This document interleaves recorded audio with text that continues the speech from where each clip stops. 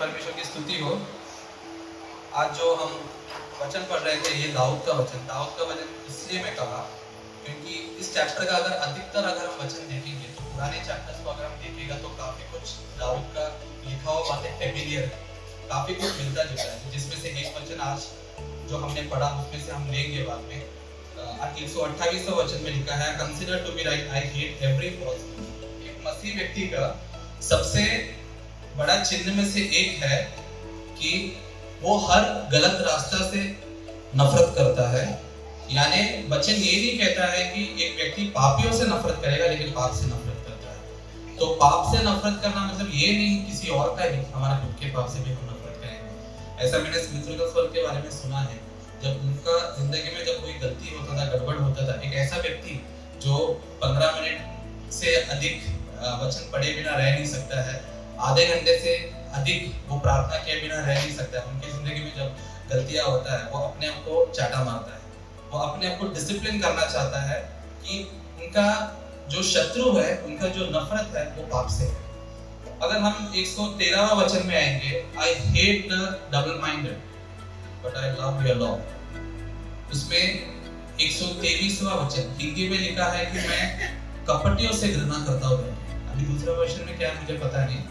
तो double minded जो वचन में जो कह रहा है, इसका मतलब कलीसिया के अंदर एक जिंदगी, कलीसिया के बाहर दूसरा एक जिंदगी। डबल माइंड मतलब संसार भी चाहिए, परमेश्वर भी चाहिए। वचन कहता है मत्ती 6:24 में कि हम संसार और परमेश्वर दोनों को साथ लेकर नहीं चल सकता है। हमारी जिंदगी में हमें एक ही चुनना है, एक तो हमें परमेश्वर को चुनना है या फिर संसारिक जिंदगी। हम दोनों को साथ लेकर नहीं चल सकता है। एक ही मन होकर हमें परमेश्वर को पूरा हृदय से, पूरा मन से उसे प्रेम करना है करके। तो संसार के अंदर परमेश्वर, संसार के अंदर यीशु मसीह ही मेरा दिल का मालिक है।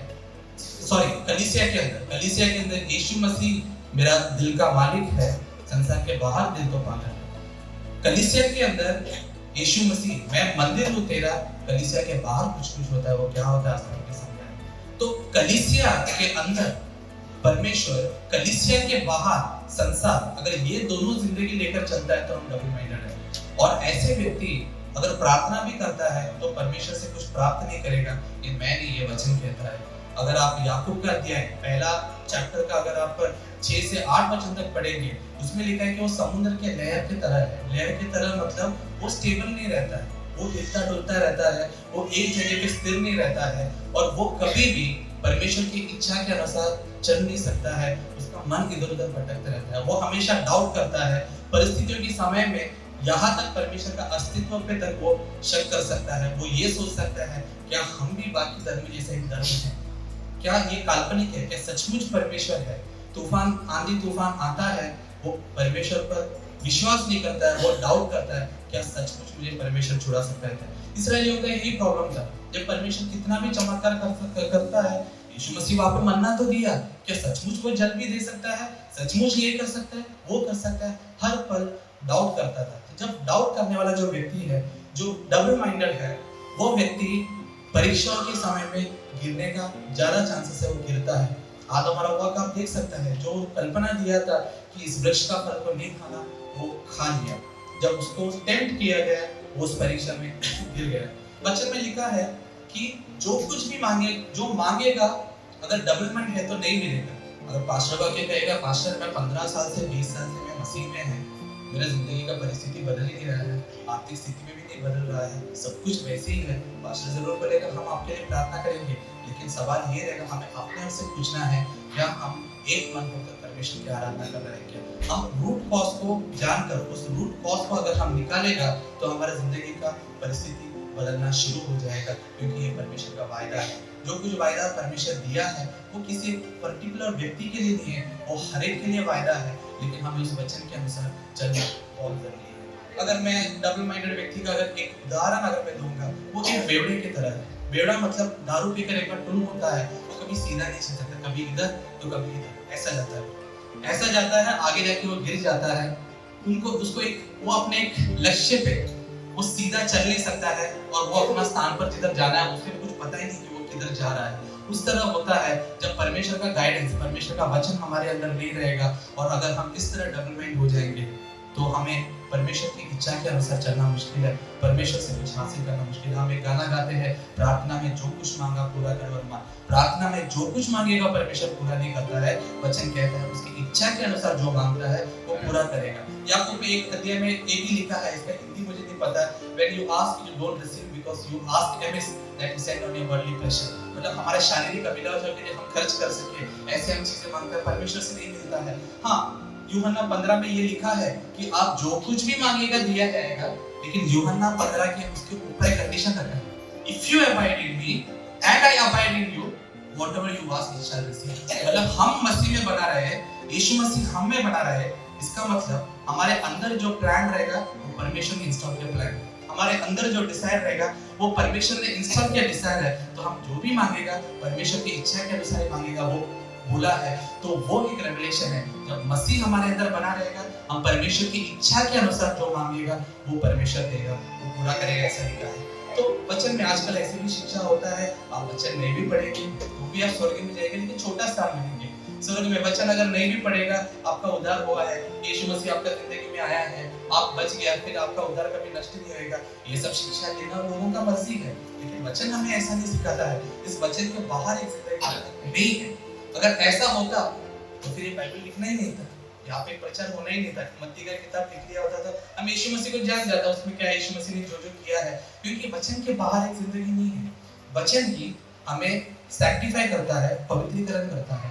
वचन ही हमारा आत्मा को रोज नया बनाता है, यानी हमारा स्पिरिट रिन्यू होता है। वचन के द्वारा ही हमें आशीष मिलता है। यही वचन में परमेश्वर का वायदा है वो पूरा करता है। यही वचन में हम सृष्टिकर्ता को जान सकता है। इवन तूफानों के समय में भी यही वचन में हम स्थिर खड़ा रह सकता है। यीशु मसीह परमेश्वर होने के बावजूद भी जब परीक्षा आया तो यीशु मसीह वचन पर निर्भर रहा, उसने वचन से जय पाया। परमेश्वर होने के बाद भी यीशु मसीह मनुष्य बनकर आया, उसे वचन पर निर्भर रहना पड़ा। तो हमें परमेश्वर का वचन पर कितना निर्भर रहना है। इस वचन के बिना हम कैसे एक आत्मिक जिंदगी चल पाएगा। हम कलीसिया में कितना भी कुछ करें, कितना भी कुछ मैं म्यूजिक बजाए, यहाँ पे प्रचार सारे, ये सब परमेश्वर को मैटर नहीं करता है। स्वर्ग राज्य में प्रवेश करना है, परमेश्वर का सवाल ये नहीं रहेगा मैं कलीसिया में कितना ग्रो हुआ या हम कलीसिया में कितना ग्रो हुआ। परमेश्वर का सवाल रहेगा हम मसीह में कितना ग्रो हुआ। अगर मसीह में ग्रो नहीं होगा तो फिर प्रॉब्लम है। अगर मसीह में ग्रो होगा, हम कलीसिया में तो ग्रो होंगे, लेकिन कलीसिया तक सीमित नहीं रहेगा, परमेश्वर हमें बाहर में इस्तेमाल करेगा। हमारा शुरुआत होगा, आज परमेश्वर ने मुझे दिया गिफ्ट मिल सकता है, मैं कलीसिया तक सीमित हूँ, मेरा बाहर भी चलता है। धीरे धीरे परमेश्वर ने शुरुआत किया, प्रचार करने वाले, गिफ्ट में चिन्ह चमत्कार करने वाले कलीसिया में शुरुआत होते हैं। ये एक ट्रेनिंग ग्राउंड है, ट्रेनिंग के बाद बाहर निकलना है। धीरे धीरे शुरू करता है। लड़ाई में जब जाते हैं, युद्ध में कोई भी व्यक्ति डायरेक्ट नहीं जाता, पहले एक ट्रेनिंग होता है, वही ट्रेनिंग है कलीसिया। तो हम कलीसिया में रहता है, कलीसिया में कोई पोजीशन के लिए हम फाइट नहीं करना। हमारा पर्पस कलीसिया में टिका रहना नहीं है, हमें उसके आगे भी बढ़ना है। हमारा प्रार्थना एक ही होना है, परमेश्वर मेरा जिंदगी का पर्पस क्या है। मुझे ऐसे जवान भी आके बोले हैं, मैं वचन पढ़ता हूँ मुझे सर दर्द होता है, वचन पढ़ता हूँ तो समझ में नहीं आता है, तो क्या करते हो, छोड़ देते हो, नहीं पढ़ता। मतलब स्पिरिचुअली ब्लाइंड होने के कारण, बंधन में होने के कारण ये होता है। ऐसा होगा तो एक कहानी है, एक बच्चा अपना पिता को कहता है कि पापा मैं बाइबल पढ़ता हूँ तो मुझे समझ में नहीं आता है। उसके पिता ने एक गोली दिया, बहुत गंदगी से भरा हुआ गोली था। उसको बोला ये धोकर लेके आया, सामने न दिया, धोकर ला। उसने धोकर लाया, वो गंदगी वैसी थी। तो उसने बोला पापा इसमें से गंदगी जाएगी। बोलते एक काम करो, तुम पूरा दिन उसको धोते रहो, वहां नदी में जाओ, धोते रहो और मुझे रात को आके लाओ। वो गया, धोना शुरू किया, थक गया, आराम किया, फिर धोना शुरू किया। पूरा दिन धोते धोते शाम को लेकर आया तो गोली काफी हद तक उसकी गंदगी निकल के साफ हो गई। तो उसका पिता ने यही कहा, वचन जब पढ़ता है समझ में नहीं आता है, जब वचन पढ़ता है तो हमें सर दर्द होता है, पढ़ते रहो, प्रार्थना करो, पढ़ते रहो, प्रार्थना करो। जब वो आप करेगा, बंधन टूटना शुरू हो जाएगा। वो आप करेगा, पाप से मुक्त होना शुरू होएगा। वो आप करेगा, आत्मिक अंधापन निकलना शुरू होएगा, आत्मिक आंखें खुलना शुरू होएगा, वचन से प्रकाशन मिलना शुरू होएगा, परमेश्वर के प्रति हमारा प्रेम और प्यास बढ़ना शुरू होएगा, आत्मिक रीति से बढ़ना शुरू होएगा। यही तो शैतान नहीं चाहता है, वही तो वो रुकाना चाहता है, क्योंकि वचन का सामर्थ उसे पता है। वचन से बीमारी निकलता है, हर आंधी तूफान शांत होता है, वचन से हर बंधन टूटता है, वो उसे पता है। दुनिया में कितने भी बड़े लोग हो, कितने भी प्रधान लोग हो, वो अगर किसी से डरते नहीं रहेंगे, एक चीज से जरूर डरते हैं, शैतान से जरूर डरते हैं। लेकिन दुनिया में एक ही ग्रुप है जो शैतान से नहीं डरता, बल्कि शैतान उनसे डरता है, वो है हम मसीह लोग। जब हम मसीह लोग हैं तो हम मसीह लोग हैं, तो शैतान से हम नहीं डरेंगे, वो हमसे डरेंगे। क्यों? हम अलग मिट्टी का बने हैं? बिल्कुल नहीं, हम अलग मिट्टी का नहीं बना है, लेकिन हमारे अंदर जो वचन है, ये जीवित वचन है। इस वचन से शैतान डरा है। तो ये वचन के बिना, इसके बाहर हमारा कोई जिंदगी नहीं है। अगर आज किसी तरह के बंधन में रहेंगे, कुछ भी रहेंगे, कुछ नहीं, परमेश्वर ने हमें त्यागा नहीं है, वो हमें कभी नहीं त्यागेगा, उसका प्रॉमिस है। हम निर्णय ले सकता है कि ये वचन पढ़ना है, शुरुआत करना है। नहीं समझ रहे? पढ़ना है, मुझे आत्मिक रीति से पढ़ना है। केवल मेरा कलीसिया आने से मेरा उद्धार नहीं होएगा, मुझे इस वचन में मुझे पवित्रीकरण होना है, मुझे डेली बदलना है, मेरा स्वभाव मेरे जिंदगी में रोज बदलना है। ये निर्णय के साथ हमें पढ़ते रहना है। जिंदगी में धीरे धीरे आप परिवर्तन देखना शुरू करेगा। प्रचार करने वाला मैं या सुनने वाला आप, एक वचन को सुन के हमारे पास चॉइस है। परमेश्वर कभी फोर्स नहीं करेगा ये करना है, हम उसको चुनकर हम उसको फॉलो कर सकते हैं या छोड़कर हम वही जिंदगी जी सकते हैं। ये चुनाव हमारा है, क्योंकि नरक परमेश्वर मनुष्यों के लिए नहीं बनाया, नरक शैतान के लिए और उसका स्वर्गदूत के लिए बनाया। नरक इतना भयानक क्यों है? यीशु मसीह ने डिस्क्राइब किया, क्योंकि नरक हमारे लिए नहीं बनाया, हमारा सृष्टि नरक जाने के लिए नहीं है, लेकिन मनुष्य स्वयं चुनता है वो पाथ। जब इंसान परमेश्वर को छोड़कर संसार को चुनता है, तो वो एक गलत निर्णय लेता है, वो उसका निर्णय है। वचन में ये फ्रीडम तो दिया है, फ्री विल दिया है सही और गलत चुनने का, लेकिन गलत चुनने पे जो अंजाम है उससे हमें फ्रीडम नहीं है, वो हमें भुगतना नहीं है। अगर उसका अगर आगे का वचन में हम पढ़ेंगे 114 You are my hiding place and my shield, I hope you forgot. तू मेरी आड़ और ढाल है, यानी हमारा शील्ड है। तो ये शील्ड क्या है? शील्ड है विश्वास। जब हमारे अंदर विश्वास, ये आत्मिक शील्ड हमारे पास रहेगा, तो परमेश्वर हमारा कवरेज रहेगा। कोई अंधकार शक्ति नहीं छू सकता है। हर तरह का शक्तियों को, अंधकार को हम नाश करेंगे, ये वचन हमें सिखाता है। एफिसियों का 6:16 पढ़ेगा। इफिसियों का किताब 6:16। और इन सब के साथ विश्वास में ढाल लेकर स्थिर रहो, जिससे तुम उस दुष्ट के सब जलते हुए तीरों को बुझा सको। हर तीर को, जलते हुए तीर को बुझा सकता है विश्वास का अगर तीर रहा तो। सॉरी, विश्वास का अगर ढाल, अगर हमारे पास शील्ड रहा, तो ये विश्वास कैसा आता है? वचन क्या कहता है? विश्वास कब आता है? 10 गवाहियां सुनने से नहीं, वचन सुनने से। वचन कैसा सुनता है? हम पढ़ता है तब हम वचन सुन रहा है, वचन सुनने से विश्वास आता है। इसका मतलब ये नहीं है कि अब गवाहियों को मत सुनो, गवाहियों को सुनना है, गवाही से हमें प्रोत्साहन मिलता है, लेकिन विश्वास बढ़ना है तो हमें वचन पढ़ना है, ये हमें वचन सिखाता है। क्योंकि गवाही लोग वो बताते हैं उनके विश्वास के द्वारा परमेश्वर ने क्या कार्य किया। तो विश्वास के साथ वो जो कदम लिया, वो जो किया, वो देखकर मैं भी ऐसा करूंगा बोलकर आप करेगा तो सफल नहीं है। क्योंकि विश्वास इमिटेशन नहीं होता है, वचन से आने वाली चीज है विश्वास। अब आप वचन पढ़ के आपके अंदर जो विश्वास आएगा, उसके द्वारा परमेश्वर कार्य करेगा, सफल करेगा। इमिटेशन से कुछ नहीं होगा, हम उसको कॉपी नहीं करते। तो वो विश्वास आने के लिए हमें वचन पढ़ना है, क्योंकि वो हमारा शील्ड है। क्योंकि विश्वास ही परमेश्वर को प्रसन्न कर सकता है। पहला शमूएल का अगर आप 17वां अध्याय में अगर आप देखेंगे, उसमें दाऊद और गोलियत का जब आमना सामना युद्ध हुआ, खास करके अगर 41वां वचन में देखेंगे, दाऊद का जो शील्ड है, जो प्रोटेक्शन के लिए उसने फलिस्ती के हाथ पे दे रखा है। बिना शील्ड का वो लड़ाई के लिए गया और आपको पता है आखिर में क्या हो गया।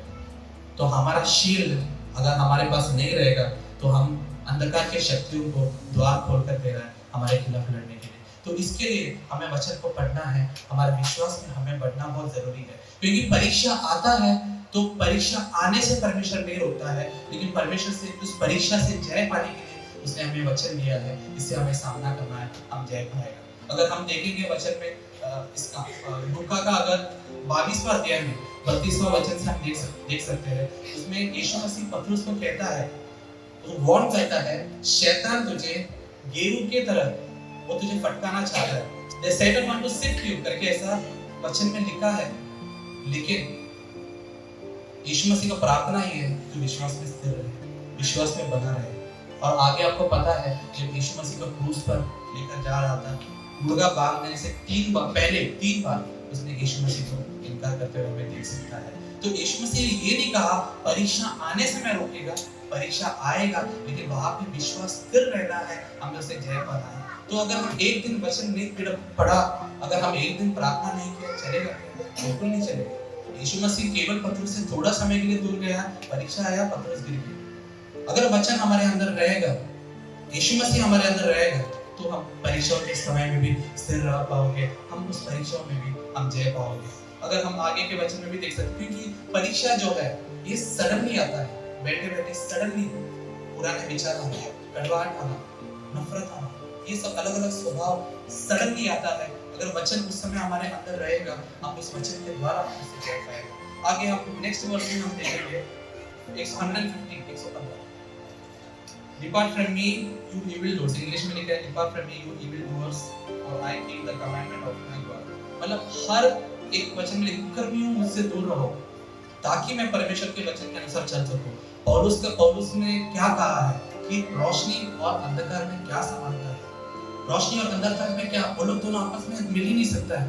तो यही दाऊद ये भजन संगीता पहला अध्याय का पहला वचन में लिखा है, धन्य है वो लोग जो अधर्मियों से, पापों से, उनके बीच में ना बैठता है, उनके संगति में नहीं रहता है, अपने आप को दूर रखता है, क्योंकि उनके संगति में आप रहेगा तो वो परमेश्वर से आपको दूर करेगा, आपके हृदय को भ्रष्ट कर देगा, आपके अंदर परमेश्वर का जो वचन है, जो प्रेम है, वो धीरे धीरे कम होना शुरू करेगा, संसार की बातों से आपका भर देगा। मतलब किस तरह है बोला तो, क्योंकि वचन ये नहीं कहता है कलीसिया आने वाले और नहीं आने वाले में क्या समानता है, ये कहता है अंधकार और रोशनी में क्या समानता है। अंधकार रोशनी में क्या समानता है, मतलब वचन में यीशु मसीह कहता है कि अच्छे पेड़ और बुरे पेड़ फलों के द्वारा पहचाना जाता है। अच्छा पेड़ अच्छा फल को उत्पन्न करता है, बुरा पेड़ बुरा फल को उत्पन्न करता है। कितना अच्छा प्रचार करता है, कितना अच्छा फल उत्पन्न करता है, ये परमेश्वर देखता है। जो यूहन्ना कहा, जो कोई उस पर विश्वास करे नाश ना हो, वो अनंत जीवन पाएगा, वही यूहन्ना पहला यूहन्ना में कहता है कि जो अपने भाई से नफरत करता है वो ऑलरेडी अंधकार में है। क्योंकि अंधकार का फल क्या है, जो मसीह में है वो आत्मिक फलों को उत्पन्न करता है। वो कभी झगड़ा लगाएगा नहीं, झगड़ा करेगा नहीं, चुगली करेगा नहीं, अफवाह उड़ाएगा नहीं, गाली देगा नहीं, ये सब अंधकार का फल है। तो ये सब फल उत्पन्न नहीं करता, ये हमारा हृदय को भ्रष्ट करता है। तो ये हम मिक्स नहीं करना, संगति और प्रेम। संगति और प्रेम दो अलग अलग चीजें हैं। हम अगर कहेंगे यीशु मसीह के साथ भी पापी थे, यीशु मसीह के साथ पापी थे, लेकिन यीशु मसीह पापियों की तरह नहीं था, पापी यीशु मसीह की तरह हुआ। अगर हम रखने वाली संगति वो अगर हमारे जिस तरह बनता है, मसीह बनता है, तो ठीक है। नहीं बनेगा, हम उनके तरह बनेंगे तो प्रॉब्लम। हम मसीह में बना रहेगा और हमारे अंदर आत्मिक फलों को हम उत्पन्न करेंगे। प्रेम तो हम सभी से करना है, बातें भी सभी से करना है, लेकिन जब संगति रहने के बाद आता है, वचन में एक जगह पे लिखा है बुरा संगति अच्छे चरित्र को बिगाड़ देता है। तो अगर आप कहते हैं कि मुझे अच्छा मित्र मिल नहीं रहा है, अच्छा संगति मिल नहीं रहा है, परमेश्वर है, परमेश्वर आपका सबसे अच्छा मित्र है। मैं अक्सर ऐसे लोग बोलते हुए सुना है, मेरे जिंदगी में मैं बहुत लोनली फील करता हूँ, जिंदगी में बहुत मैं अकेलापन फील करता हूँ, मैं अकेला कभी बैठ ही नहीं सकता। ऐसा है तो हमारे परमेश्वर के साथ व्यक्तिगत रीति से हमें रिश्ता बनाना बहुत जरूरी है, क्योंकि जब परमेश्वर हमारे अंदर वास करता रहेगा तो कभी भी हमें कोई लोनलीनेस, कोई डिप्रेशन नहीं रहेगा। अगर वो परमेश्वर हमारे अंदर वास नहीं करेगा तो संसार पूरा आपके साथ रहे तो भी अगर डिप्रेशन आ सकता है, तो भी लोनलीनेस आ सकता है। कितने बड़े बड़े सेलिब्रिटी लोग सुसाइड कर रहे हैं, उनका जिंदगी में किस चीज का कमी है। तो अगर हम बाइबल में भी देखेंगे, आदम जब था, आदम को कभी नहीं लगा वो अकेला था करके। क्यों? परमेश्वर उसका साथ चलता है। परमेश्वर को लगा आदम अकेला था करके, उसने आदम के लिए एक पार्टनर बनाया। लेकिन आदम को कभी लोनलीनेस या अकेलापन नहीं लगा, कभी डिप्रेशन नहीं आया, क्योंकि उसका साथ परमेश्वर के साथ चलता था। अगर हमारा रास्ता अगर हम परमेश्वर के साथ पकड़े चलेगा तो हमारे आनंद, लोनलीनेस नहीं, शांति, आनंद, जॉय हमारे अंदर भरा हुआ रहता है। उसके आगे के हम अगर वचन में भी हम देख सकते हैं 118वां वचन, जितने तेरे विधियों के मार्ग से भटक जाते हैं उन सबको तो तू जानता है, क्योंकि उनका चतुराई झूठ है।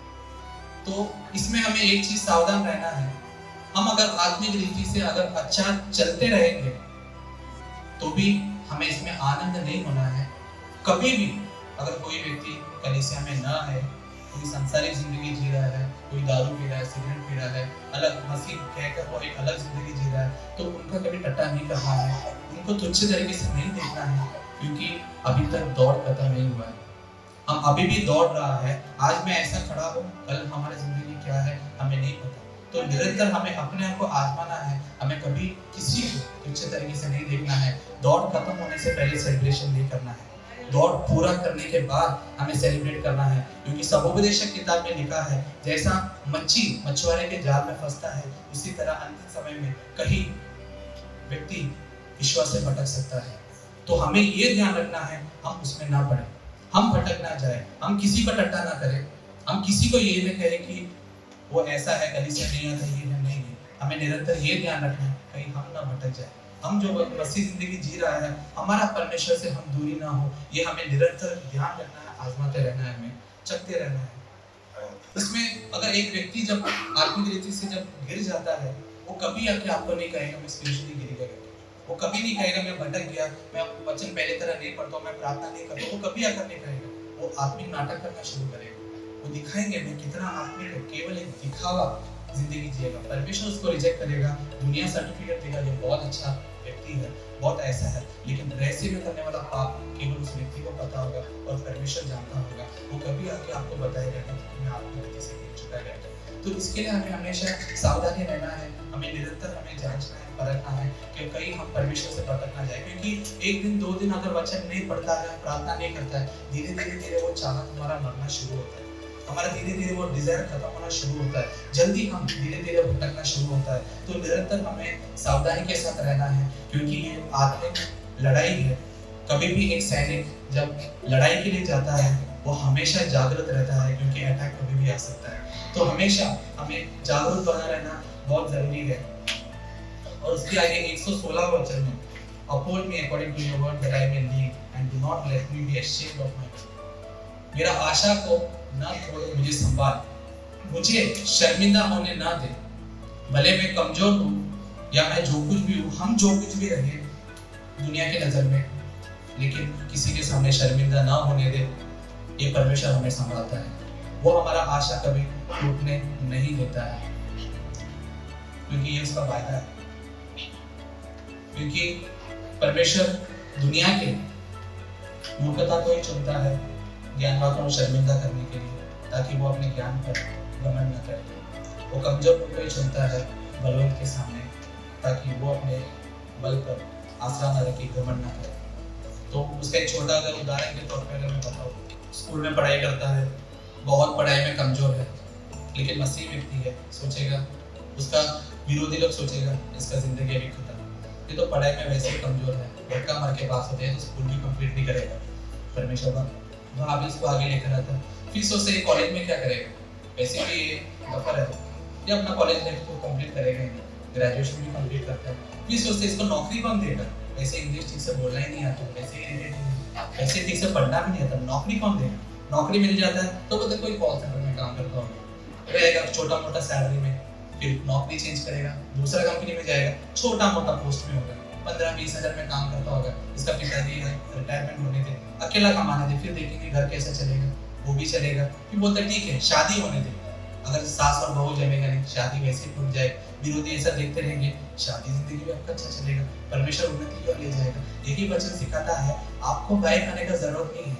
संसार आपके बारे में क्या कहता है, संसार आपके बारे में क्या कमेंट पास करता है, परमेश्वर आपको शर्मिंदा होने नहीं देगा, आपका आशा टूटने नहीं देगा।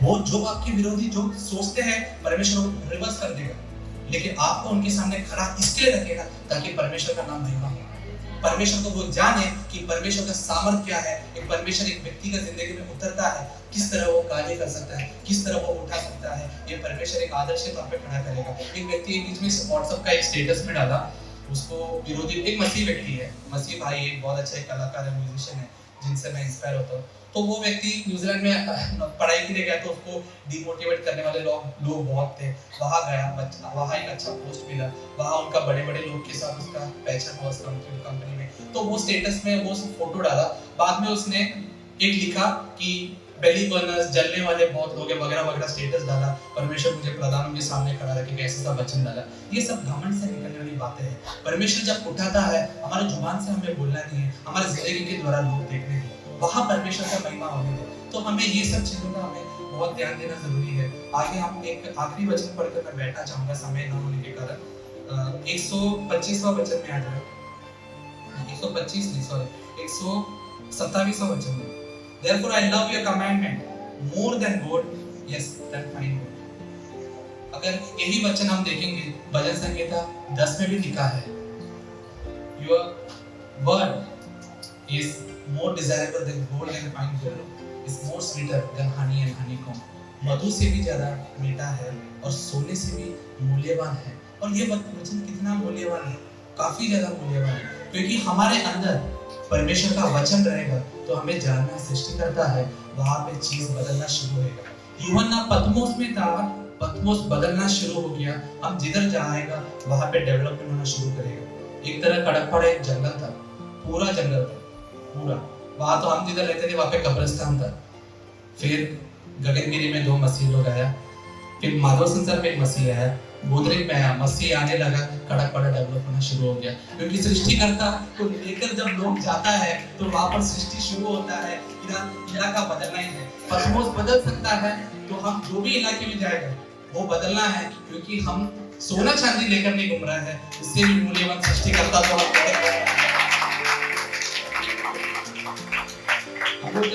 हम लोग जब ये चीजें शायद लोग सोचा नहीं होगा, ये शायद आप लोगों की जिंदगी में कई बार ऐसा हुआ रहेगा, आप किधर गए चीजें वहां पे बदल रहा है। नहीं, आपके अंदर सृष्टि करता है, बदलना ही है। आपके घर के सामने बार है, आपके घर के सामने क्लब है, बच्चन अंदर है, प्रार्थना करो, बंद हो जाएगा। मेरा बैठने किया है, एक्सपेरिमेंट किया है, आप किए होंगे, बंद होएगा। आप जिधर जाएगा लोग बोलेगा कि इलाका डेवलप नहीं, छोड़ो, परमेश्वर अगुवाई दे रहा है, जाओ, इलाका बदलने के लिए आप जा रहे हैं। हम लोग जब घर लिया नया घर, पूरा जंगल था, वहाँ कुछ पता भी नहीं था कि कभी रोड आएगा, कोई डेवलपमेंट होगा। हम लोग ने घर लिया, 1 साल में गांव बदलना शुरू हो गया, रोड आना। अभी मुझे नहीं पता वहाँ पे और भी मसीह लोग रहेंगे, ऐसा नहीं कि हम अकेला है, लेकिन मसीह लोग रहेगा, बदलना जरूरी है। ये चीज, ये केवल प्रिविलेज मसीह लोगों ही है, क्योंकि वो सोना चांदी से भी मूल्यवान वचन को लेकर घूम रहा है। तो इसके लिए हमें इरादा लेना है कि मुझे संसार के अनुसार नहीं, मुझे ये वचन लेकर चलना है। संसार में ये पावर, ये प्रिविलेज शैतान को पता है, इसलिए वो अंधकार में फंसाता है, आपको वचन की ओर से आपका ध्यान भटकाता है। लेकिन उस अंधकार के बातों पर आप ध्यान मत दो, उसको भगाओ, ये वचन को आप लेकर शुरू करो। आप परमेश्वर को पहला स्थान दो, वचन पढ़ना शुरू करो, आपके जिंदगी में परमेश्वर करने वाले कार्य आप देखते रहेगा, एक गवाही के साथ खड़ा रहेगा। अभी ये जो बातें मैंने बोला है, आप इस चीज पर मनन करो, ध्यान करो, आप इस पे प्रचार तैयार करके, गवाही तैयार करके आप इस पर आप यहाँ पे बात कर सकते हैं। इन वचनों से परमेश्वर आपको आशीष दे।